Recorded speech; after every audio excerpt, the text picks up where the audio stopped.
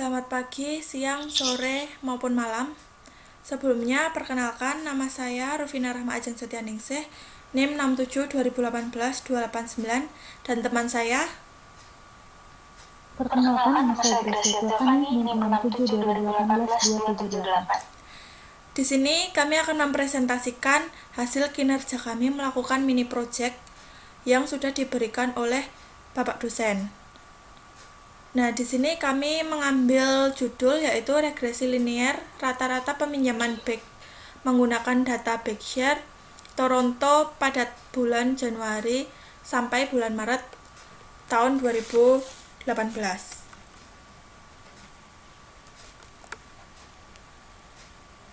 Masuk ke pendahuluan, latar belakangnya yang kami ambil yaitu Toronto Bikeshare Ridership ini adalah sebuah layanan penyewaan sepeda yang disediakan oleh pemerintah Kanada yang terletak di Toronto.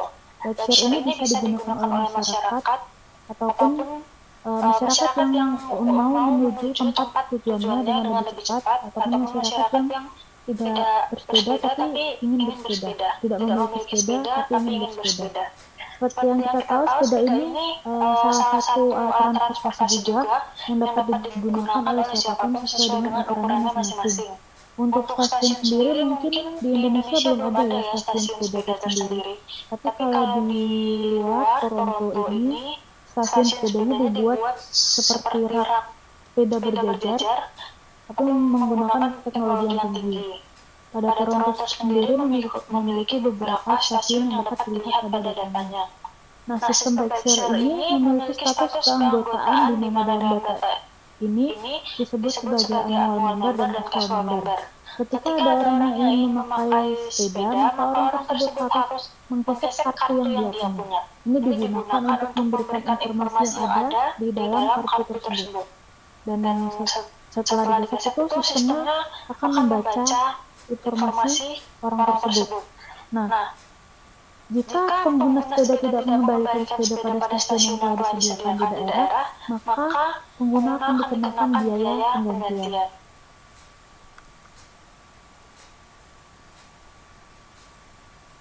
Nah, ini gambaran dari bagaimana stasiun sepeda itu sendiri. Dan bisa dilihat orang tersebut bisa meminjam sepeda tanpa harus ribet, tanpa harus ngantri dan lain sebagainya. Kemudian pada rumusan masalah, di sini kami mengajukan dua pertanyaan. Yang pertama, berapa banyak pengguna Backshare pada bulan Januari sampai Maret tahun 2018? Dan yang kedua, berapa rata-rata durasi peminjaman Backshare selama bulan Januari sampai Maret tahun 2018?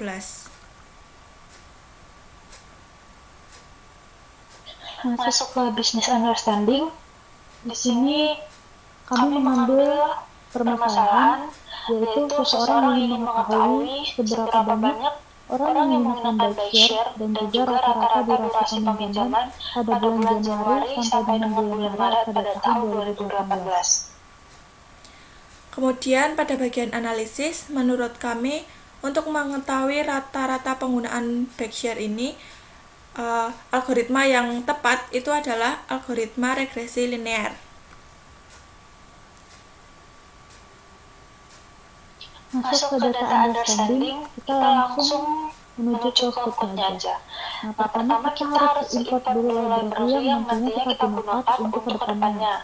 Kalau enggak, kita nggak bisa lanjut nih, karena untuk melanjutkan berikutnya juga kita perlu library untuk membantu kita. Nah, di sini saya menggunakan library Matplotlib untuk visualisasi statis dan plotting. Terus ada Pandas untuk manipulasi dan analisis data. NumPy untuk bekerja dengan array, sama sklearn untuk algoritma pembelajarannya. Kemudian setelah kita import library-nya, selanjutnya kita import datanya, karena kalau kita tidak import datanya, kita mau ngambil datanya dari mana. Selain kita import data, kita juga bisa masukin datanya secara manual. Kali ini kelompok kami menggunakan data baik Toronto Bikeshare menggunakan format CSV. Kalau teman-teman menggunakan format lainnya bisa menggantinya pada bagian read_CSV-nya. Setelah itu kami memunculkan Data frame dot sheet. Data frame dot sheet itu apa? Itu untuk menghitung banyak baris dan kolom pada datanya. Jadi di situ outputnya adalah barisnya ada 178.599, datanya ada 9 kolom gitu. Kemudian query data frame ini digunakan untuk menampilkan data secara keseluruhan. Jadi data yang diimport tadi itu akan ditampilkan di sini dalam keseluruhan. Nah, di selanjutnya ada data frame.head. Ini data frame.head ini dia untuk menampilkan 5 data teratas yang ada pada data yang kita udah import tadi.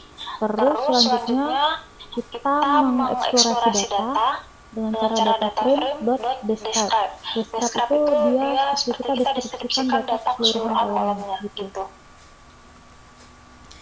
Kemudian pada query CFD sama dengan data frame ini, yaitu CFD itu sebagai variabel yang mewakili data-data yang kita butuhkan. Di sini contohnya data yang kita butuhkan adalah trip ID dan trip duration. Kemudian CDF.head 50 ini digunakan untuk menampilkan data tersebut sebanyak 50. Nah, lebih lengkapnya itu ada di laporan. Nah, selanjutnya tadi kami memiliki 2 rumusan masalah. Yang pertama itu dia berapa banyak sih peminjam dari seluruh data Januari sampai Maret 2018. Yang kedua itu rumusan masalah kami adalah rata-rata durasi peminjaman. Nah, untuk menjawab rumusan masalah itu kita bisa menggunakan data frame dan menggunakan fungsi count. Kolom yang kami ambil itu trip underscore ID sama trip underscore duration advance. Nah, itu count itu untuk menghitung banyak peminjamnya, yaitu 178.599, dan min itu untuk rata-rata durasi peminjamannya. Itu outputnya adalah 696,457 sekian. Kemudian ada sn.regplot. Di sini query ini untuk mengetahui bagaimana hubungan antara dua variabel yang kita butuhkan. Jadi di sini tuh mengetahui trip ID dengan duration second ini hubungannya seperti apa. Kemudian gambar yang di bawah itu adalah visualisasi dari hubungan antara trip ID dengan trip duration ini. Selanjutnya itu ada proses normalisasi. Kita normalisasi kolom yang kita ambil tadi. Nah, sebelum normalisasi kita cek dulu data di dalamnya. Kita ngeceknya dengan cara set CDF, terus kolom apa yang kita ambil satu-satu. Yang pertama itu ada trip ID yang ambil. Terus yang kedua ada trip duration sequence. Nah, di situ keduanya itu menghasilkan output false, dimana kalau outputnya false kita nggak perlu melakukan normalisasi lagi. Tapi kalau teman-teman mendapatkan output true, maka harus melakukan normalisasi lagi untuk melanjutkan ke proses selanjutnya. Terus ada transformasi pandas ke NumPy. Nah, di slide 9 itu kita masukin datanya menggunakan pandas. Makanya kita di sini mengubahnya ke NumPy supaya bisa dibaca gitu. Setelah itu kita visualisasikan kolom data yang diambil menggunakan bar chart. Di sini tertera bar chart dari trip duration sequence sama trip ID-nya gitu. Kemudian ada PLT scatter. Nah, di sini query ini digunakan untuk memvisualisasikan plot scatter, di mana PLT itu adalah library dari Matplotlib. Kemudian scatter ini digunakan untuk memvisualisasikan bentuk bulat-bulat yang ada pada gambar di bawah. Kemudian ada PLT X label. Nah, di sini itu labelnya trip ID itu digunakan untuk sumbu yang sejajar dengan sumbu X, kemudian yang sejajar dengan sumbu Y itu dilabeli dengan trip duration. Kemudian ada CFD .values.recept. Nah, ini digunakan untuk mengubah array tanpa mengubah data. Jadi array-nya itu diubah tapi data-datanya itu tidak berubah. Kemudian ada extend dan extest. Nah, extend dan extest ini digunakan untuk meng-split data, trend, dan testing. Kemudian ada from sklearn, import linear dan linear model. Nah, di sini dari sklearn itu diimport library linear model, kemudian linear underscore model dot linear regression ini digunakan untuk membuat objek linear regresi. Selanjutnya kita training modelnya. Nah, kita di sini regresi fit, extrain sama U-train. Kita training modelnya menggunakan data training yang sudah di-split sebelumnya. Nah, itu kan ada yang normalize-nya itu false. Tadi kan kalau false berarti kita lanjut ke step berikutnya. Nah, setelah itu kita print coefficient dan intercept-nya, dan didapatlah outputnya, coefficientnya sekian dan intercept-nya sekian, seperti pada presentasi kami yang sudah kami kirim. Kemudian setelah itu kita cari tahu akurasi skor dari model kita menggunakan testing data yang sudah di-split sebelumnya. Setelah didapatkan output, setelah itu kita buat visualisasi garis regresi menggunakan data testing. Merah itu adalah plotnya, garis merah yang di bawah kecil, nah biru itu adalah scatter gitu. Kemudian ada y_breadth. Nah, kode ini digunakan untuk sebagai kode prediksi. Jadi kalau kalian ingin memprediksi data itu menggunakan query ini. Nah, array yang ada di bawah itu adalah hasil-hasil yang sudah diprediksi. Kemudian code yang selanjutnya itu adalah visualisasi hasil, di mana PLT scatter itu tadi memvisualisasikan dalam bentuk bulat-bulat. Kemudian PLT plot itu nanti akan menghasilkan garis, di mana itu akan berwarna merah, garis berwarna merah itu. Kemudian PLT X label itu label untuk sumbu X, dan Y label itu label untuk sumbu Y.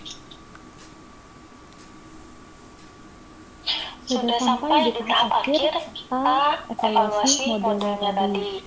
Nah, kita evaluasi, kemudian kita print mean absolute error-nya sama error score. Outputnya itu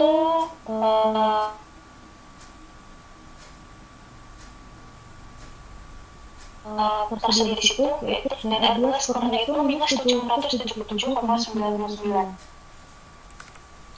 Kemudian sampai pada kesimpulan. Jadi kesimpulan di sini itu adalah regresi linear merupakan teknik klasik dari statistika untuk mempelajari hubungan antara dua variabel. Nah, meskipun teknik regresi linear ini tidak seakurat teknik yang lebih modern. Kemudian data yang sudah kami olah tersebut dapat diketahui banyak peminjamnya itu ada 178.559 data. Kemudian rata-rata dari peminjaman dan durasi itu ada 696, sekian. Sekian presentasi dari kami. Terima kasih.